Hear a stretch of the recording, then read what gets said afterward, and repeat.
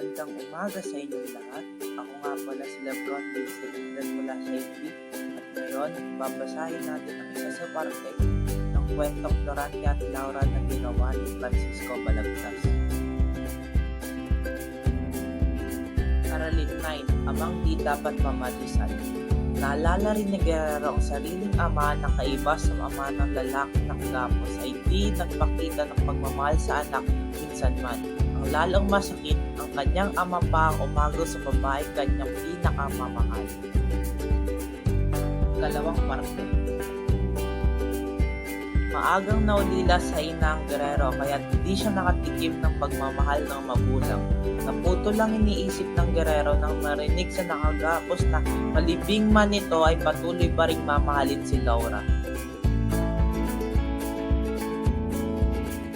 Ba't napakaganda at napaka-interesante ng kwentong ito? Sana'y samahan niyo ulit ako sa susunod. Maraming salamat sa inyong pakikinig.